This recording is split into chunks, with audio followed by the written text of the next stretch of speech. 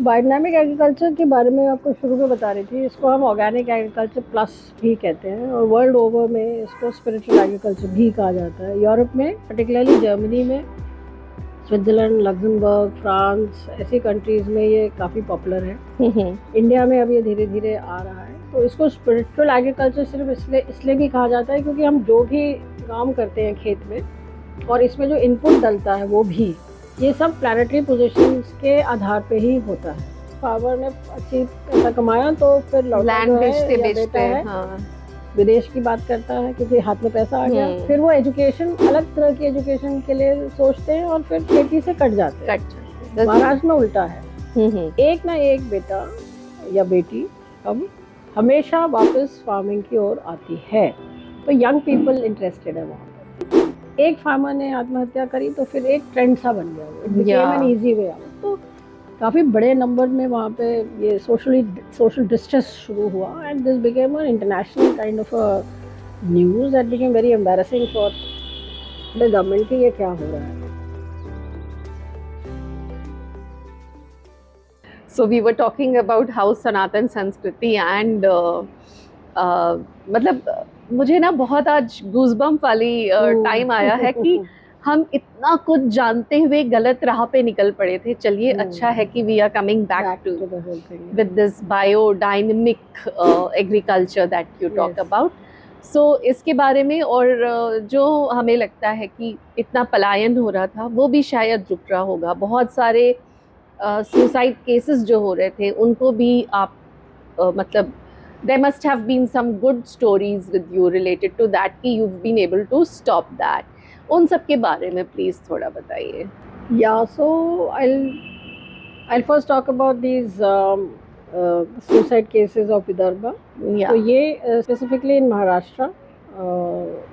So our organization got an opportunity to work in Maharashtra since 2003. Okay. तो 2003 में ऐसा हुआ कि मेरे एक एसोसिएट थे वो वाज फ्रॉम महाराष्ट्र।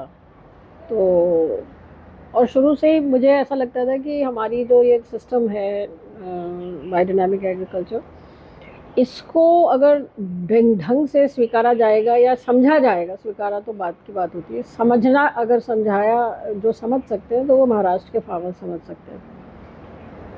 ये इसलिए मैं सोचती थी क्योंकि महाराष्ट्र के फार्मर्स, देश के सारे फार्मर्स अच्छे हैं, ऐसा वो वाली बात नहीं है, लेकिन महाराष्ट्र के फार्मर्स मुझे मेरे एक्सपीरियंस में सबसे ज़्यादा इंक्विजिटिव, जुझारू फार्मर्स लगे। अच्छा। आज भी we are working there in a very large scale. तो it's very pleasing to see कि एक तो सबसे ज़्यादा इनोवेशन और डाइवर्सिफिकेशन महाराष्ट्र के फार्मर्स ने की है आज की तारीख में। दे मे बी वेरी रिच, लेकिन वो हमेशा अपने घर के कोई ना कोई संतान को वापस खेती में डालते हैं। अच्छा, ये उनकी सबसे वेरी नाइस बात है। हाँ। अन्य जगह में क्या होता है कि फार्मर ने अच्छी पैसा कमाया तो फिर लौटा जो है या बेटा है, हाँ, विदेश की बात करता है क्योंकि हाथ में पैसा आ गया। फिर वो एजुकेशन, अलग तरह की एजुकेशन के लिए सोचते हैं और फिर खेती से कट जाते हैं। महाराष्ट्र में उल्टा है। एक ना एक बेटा या बेटी अब हमेशा वापस फार्मिंग की ओर आती है। तो यंग पीपल इंटरेस्टेड है वहाँ पर एंड वो बहुत ही हाई वैल्यू फार्मिंग करने में उन्होंने डाइवर्सिफाई किया। सारा देखिए फल हमारा लगभग वहीं से आता है, चाहे ग्रेप्स हैं, पोमेग्रेनेट्स हैं, पपाया, केला, कोई भी नया फ्रूट होगा वो सबसे पहले महाराष्ट्र में लैंड होता है और वो उसको कमर्शियली करते हैं। So when my colleague said कि हम यहाँ काम करते हैं तो मैंने कहा महाराष्ट्र में करते हैं काम। ऑफ कोर्स ऐसा नहीं हुआ कि वहाँ पे भी चैलेंजेस नहीं थे, बहुत चैलेंजेस हुए।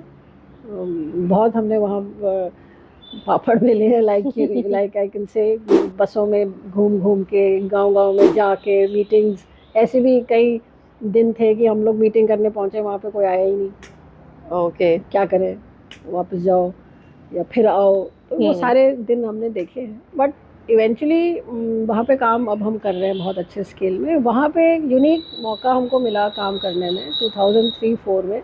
विदर्भा में एक अजीब सी एक सिचुएशन आई। तो Vidarbha is like an area जहाँ पे 6-7 डिस्ट्रिक्ट्स हैं। उसका हेडक्वार्टर अकोला है, फिर अमरावती है, बुल्ढाना है, यवतमाल है, ये सारे उसके डिस्ट्रिक्ट्स हैं। वहाँ वो रेन फेड एरिया है पूरा, मतलब वर्षाधारित क्षेत्र है, और वहाँ पे कॉटन का बढ़ावा दिया गया। कॉटन एरिया है, सोयाबीन है, लेकिन रेन फेड एरिया और कॉटन में खास तौर से क्या हुआ, जो अच्छे सीड आए, हाइब्रिड आए। अब ये बीटी के भी पहले की बात है, बीटी कॉटन के आने के पहले की बात है कि जो हाइब्रिड सीड्स वहाँ पे आए वो सब फर्टिलाइज़र और पेस्टिसाइड बेस्ड थे। ओके। और पानी है नहीं, तो अगर जैसे ही मौसम ख़राब हुआ, मतलब बारिश अच्छी नहीं हुई, तो फार्मर, क्योंकि ये इंटेंसिव कॉटन हो रहा था, तो वो फार्मर कम से कम 60-60 हज़ार रुपये पर एकड़ के हिसाब से क्रेडिट में इनपुट खरीदते थे। चाहे बीज हो, चाहे वो पेस्टिसाइड हो, चाहे वो फर्टिलाइज़र हो, और कई चीज़ें। लेकिन जब मौसम 2-3 बार कंटिन्यूसली ख़राब हुआ, मतलब बारिश ढंग से नहीं हुई, तो फसल ख़राब हो गई। फसल ख़राब हो गई तो वो बैंक में अपना लौटा नहीं पाए, लोन नहीं लौटा पाए। और जब 2-3 साल लगातार हुआ तो बैंक पे प्रेशर आया, उन्होंने फार्मर पे प्रेशर किया, तो फार्मर में कुछ अजीब सी ऐसी एक सिचुएशन सी बनी कि एक फार्मर ने आत्महत्या करी, तो फिर एक ट्रेंड सा बन गया, वो it became an easy way out. तो काफ़ी बड़े नंबर में वहाँ पे ये सोशल डिस्ट्रेस शुरू हुआ, and this became an international kind of a news that became very embarrassing for the government कि ये क्या हो रहा है। उस टाइम पे ऐसा हुआ कि कुछ हमारा वहाँ पे प्रोजेक्ट में काम चल रहा था, और कुछ ऐसे परेशान फार्मर्स के बच्चे हमारे फील्ड वर्कर्स से मिले, और उन्होंने, बल्कि कुछ ऐसी स्टोरीज़ हैं हमारी, जैसे एक सक्सेस स्टोरी हमारी, एक फार्मर है राहुल गोपनारायण, एक फार्मर है, and his father attempted suicide. वो मरे नहीं, लेकिन पैरालाइज होके वो बच गए। तो जो बेटा था राहुल, उसको समझ में नहीं आया कि मुझे क्या करना है, तो उसने वो जो सीज़न था रबी का, विंटर मंथ्स का, उसने उसको खाली छोड़ा हुआ था कि अब मेरे पास पैसे ही नहीं है, मैं क्या इसमें बीज लगाऊं और क्या मैं वो करूं। तो he happen to meet one of our field workers. तो उसने उसको कहा कि तू ऐसा क्यों नहीं करता है कि ये एक योजना आई हुई है, इसमें तुम बायोडायनामिक एग्रीकल्चर सिस्टम से इसको उगा लो, इसमें आपको कुछ लोन वोन नहीं लेना है, सब तुम्हारे ही पास है, थोड़ा बहुत डेमोन्स्ट्रेशन में तुम्हें सामान मिल जाएगा इनपुट, और आप इसको कर लो, करके देखो। तो वो मान गया, एंड सरप्राइजिंगली उसकी चने की खेती थी, and it did very well, and for the first time उसको 30,000 रुपये जो मिले, उसको कहीं देने नहीं थे, वो 30,000, that was his income, and he was totally excited about the whole thing. फिर नेक्स्ट ईयर उसने पूरी खेती अपनी बीडी में करी, उसके फादर फिर ठीक हो गए, घर में और भी समस्याएं थी, वो लगभग सब वो ठीक, मतलब वो ट्रैक में आ गया। तो इस तरीके से ऐसे बहुत सारे सक्सेस स्टोरीज हमारे पास। तो विदर्भ में ये एक बात चल गई कि नहीं, ऑर्गेनिक या जैविक और बायोडायनामिक एग्रीकल्चर से डिस्ट्रेस फार्मर का डिस्ट्रेस रुक सकता है। तो इस सक्सेस को देखते हुए विभाग के और डिपार्टमेंट के लोगों ने और इंडी गवर्नमेंट बायोडायनामिक एग्रीकल्चर को एक्सेप्ट किया है, और वहाँ पे काफ़ी अच्छे स्केल पे फार्मर्स खुद ही उस चीज़ को ले रहे हैं और अडैप्ट करते जा रहे हैं। So that became a fairly successful story. And you were awarded also? Yes, in the 2012-13, our organization got the highest award for agriculture, that is the Krishi Bhushan Award. We have got it as an organization. Usually individual को मिलता है, लेकिन हमारी organization को मिला है. And since then we are working continuously over there. In fact, I had the privilege to meet the Chief Minister also, Mr. Fadnavis, in 2016-17, और इन्हीं सक्सेस स्टोरीज के आधार पे उन्होंने एक स्टेट वाइड एक मिशन लॉन्च करवाया था, which is called the Punjab Rao Deshmukh विष रहित जैविक खेती मिशन। तो ये अभी चल रहा है, it is in fact closing now, it is the 6th year. Okay, so some 12,000 farmers have been covered under this, and they all have been covered under FPOs, and now they are marketing their organic produce. So it has become a success story. That Wonderful. That was the aspect of the Vidarbha story. And उसके अलावा भी विदर्भ के अलावा भी जो other farmers हैं, पपीते के फार्मर्स हैं, अंगूर के हैं, वहाँ पे खास तौर से जो हमारा पंचांग है, जो प्लांटिंग कैलेंडर है, वो बहुत ही ज़्यादा फेवरेट है फार्मर्स के बीच में। तो हम 4 लैंग्वेजेस में निकालते हैं उसको। लगभग 1 लाख कॉपीज छपती है इसकी। Okay. And in Maharashtra the planting calendar is like it is, साल शुरू नहीं होता है, डिमांड शुरू हो जाती है, हमें पंचांग दीजिए, पंचांग दीजिए। तो वहाँ पंचांग के अनुसार planting calendar which is an inherent part of biodynamic agriculture, उसके अनुसार खेती की जाती है, जो कि बहुत बहुत बहुत सालों पहले भी होती होगी। But I very clearly remember कि मेरी मम्मा जो हैं जी, वो पंचांग घर में रखते थे। हाँ, और उसको देख के ही सब कुछ होता था। मतलब हम लोग को घरों में कौन से फल, कौन सी सब्जियां खानी है, नहीं खानी है, ऑफ सीजन खानी नहीं है, जो कि अब आजकल हम मेट्रो वगैरह में देखते हैं कि हर सब्जी पूरा साल मिल रही है और उसका शायद बॉडी पे इम्पैक्ट भी गलत पड़ेगा। जैसा कि आपने बोला कि पंचांग में पता चलता है। और फिर हमारी जब बात हो रही थी, you've written these beautiful lines and you talked about moon.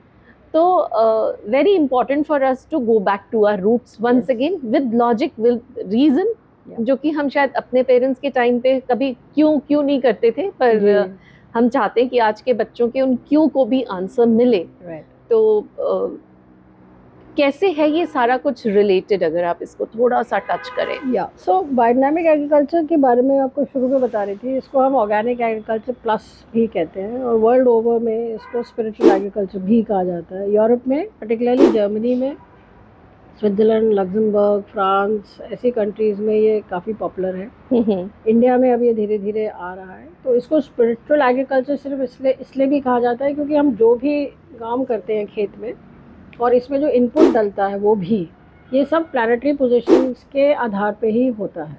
जो स्पेसिफिक इसमें जो प्रेपरेशंस बनती हैं, उन वो जो हर्ब्स हैं, भले ही वो इस वक्त टेम्परेट क्लाइमेट के हिसाब से हैं, क्योंकि यूरोप में इसका एक तरह से यू कैन से स्ट्रक्चर हुआ था ये पूरा, लेकिन जो साइंस है वो पूरा जो समझने की बात है, वो हर एक जो प्रत्येक जो हर्ब है वो एक प्लैनेट को रिप्रेजेंट करता है।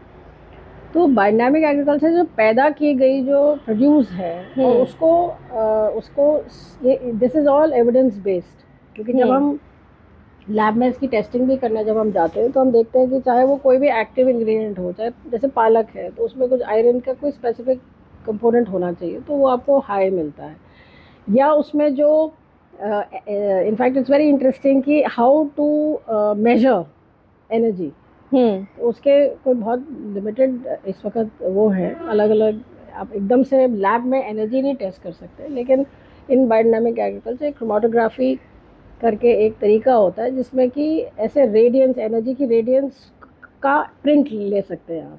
अच्छा, इट्स पॉसिबल। तो उसमें जब हम स्पिनच के किसी एक तरीके से, एक लैबोरेटरी तरीके से जब हम देखते हैं तो कोई भी चीज़ अलाइव है या डेड है, for example how do you define dead and alive.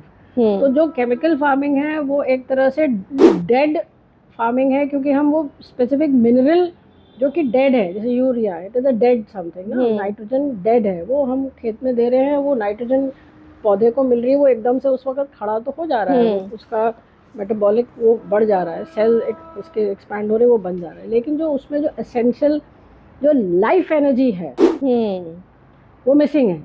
Biodynamic agriculture में या ऑर्गेनिक एग्रीकल्चर में क्या है, हम गोबर की खाद आधारित जब हम कोई चीज़ देते हैं वो उसमें नाइट्रोजन मिनरल फॉर्म में भी है, लेकिन वो ऑर्गेनिक फॉर्म में भी है, मतलब वो मूव कर सकती है, उसमें उतने माइक्रोब्स भी हैं जो कि खेत में जाके और जीव और जीवांश या लाइफ एनर्जीज को उत्पन्न कर रहे हैं। अब वो लाइफ एनर्जीज हमारे उस स्पिनच में जा रही है और उस स्पिनच को हम खा रहे हैं, तो वो लाइफ एनर्जी मेरे शरीर में आ रही है, and that is how my body will be more healthier, because it is about life energy finally, it's not about eating something dead। नहीं तो हम तो फिर दवाइयाँ ही खा लें, हम विटामिन ही खा लें, पिल्स ही खाते रहो, हम खाना ही क्यों खा रहे हैं, for example. You have to understand it in this way. Biodynamic agriculture में हमने ये देखा है, हमारे तो किसानों की सबसे बड़ी जो फीडबैक आता है वो ये आता है कि जो ये फसलें हैं जिसको हम कुकर बीट बेस्ड फसलें कहते हैं, या टमाटर भी ले लीजिए, तो वो ये कहते हैं कि हम जब भी जाते हैं कि भाई 4 महीने हो गए, वो टमाटर की फसल या तरोई की फसल, करेला की फसल में बस वीडियोस भी हैं इसके, उसकी फ्लावरिंग और फ्रूटिंग ही एंड नहीं हो रही है, चलती ही चली जा रही है, चलती ही चली जा रही है। ये एक उसका एक बहुत बड़ा एक फीडबैक है फार्मर का। Okay, the life energy is there, it is not coming to an end. आप कन्वेंशनल किसी भी खेत में जाएंगे तो वो उसकी जो भी प्रोडक्टिविटी है वो दे के वो खत्म हो जाएगा, पौधा मर जाएगा, वो उसकी लाइफ खत्म हो गई। लेकिन बायोडायनामिक में ऐसा ये साफ दिखता है कि वो कंटिन्यूटी बनी हुई है।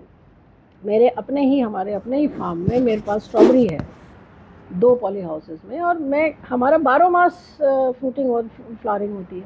This is a surprise for everyone कि ऐसे कैसे हो रहा है ये। ओके, फ्लशेस आते हैं उसके, स्प्रिंग फ्लश आता है, सितंबर फ्लश आता है, लेकिन मैं कभी भी अभी इस ठंड में भी अगर मैं जाऊंगी तो मेरे को वहाँ पे कुछ फूल और मेरे लिए 4 स्ट्रॉबेरी होगी खाने के लिए। मैं किसी भी मौसम में जाऊँ उसकी फ्लावरिंग फ्रूटिंग एंड नहीं होती है। तो this is it is just a small indication that we are dealing with life energies, so you will be healthy. Correct. And you are dealing with dead material. So अब इस तो फिर जो अब हमारे सामने जो ये diseases आ रही हैं, कैंसर जो व्यापक रूप से आ रहा है, डायबिटीज हो चाहे अदर लाइफ स्टाइल प्रॉब्लम है, ये क्यों आ रहा है भाई? बिकॉज जो खाना हम खा रहे हैं जो कि लाइफ, जिसमें लाइफ होनी चाहिए, वो लाइफ तो है ही नहीं, वो एंटी लाइफ है। तो जो एंटी लाइफ आप अपने शरीर में दे रहे हो तो शरीर जी के आगे जिएगा कैसे? उसको जो कम्युनिकेशन मिल रहा है न्यूरॉन्स को, वो लाइफ के कम्युनिकेशन नहीं मिल रहे, उसको एंटी लाइफ के मिल रहे हैं, तो वो अंदर ही अंदर वो खत्म हो रहा है। Yeah, very very correctly said. What I'm trying to say. And this is the deep thought and understanding which we have to realize. And that is why biodynamic agriculture is so important. And that is the basis of this whole thing. तो हमने जब ये काम शुरू किया तो 6-7 साल पहले तक हम सिर्फ फार्मर्स तक सीमित थे कि वही अपने आप में बहुत बड़ा काम है, एक किसान के साथ उसको मोटिवेट करना, उसके खेत में खड़े रहना, खाद बनाना, डलवाना, और उसको पूरा तरीके से उसको सेटिस्फाई करना कि भाई इससे भी तुमको प्रोडक्शन मिलेगा, आप चिंता मत करो, आपको नुकसान नहीं होगा। वही करने में हमारे हम थक चुके थे। लेकिन जब हमने देखा कि बाजार में इतना नेफेरियस चीज़ें आ रही हैं ऑर्गेनिक के नाम पे, हमें लगा हमारे पास सब ओरिजिनल है, हमारे फार्मों को रेट भी नहीं मिल रहे हैं, हम कोशिश तो करते थे कि भाई कोई ले जाए इनका प्रोड्यूस। तो फिर then we got into this way कि we will try to bring the original stuff, you know, for the consumers, क्योंकि उनको चाहिए है। आज लोग बीमार हो रहे हैं, they need. I have so many friends and people who have cancer relatives and all, and they are looking for stuff. Correct. And I'm happy that we can send them some original stuff. तो वो चाहिए लोगों को।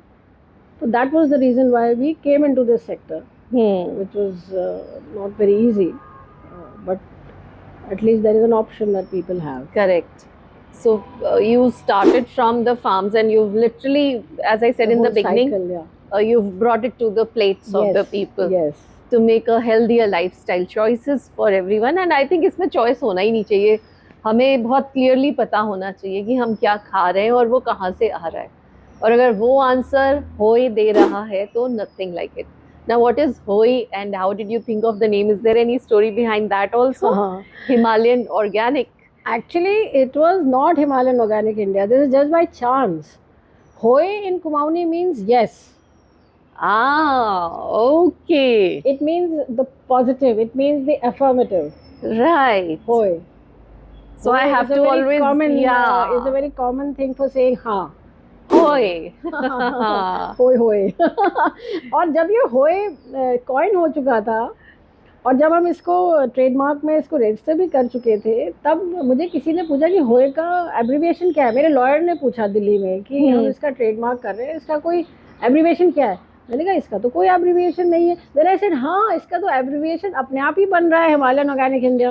Wonderful. This is how I then realise कि इसका तो ऐसे खींच लो इसको। लेकिन it was always coined as just होए। होए। वंडरफुल। Just as yes.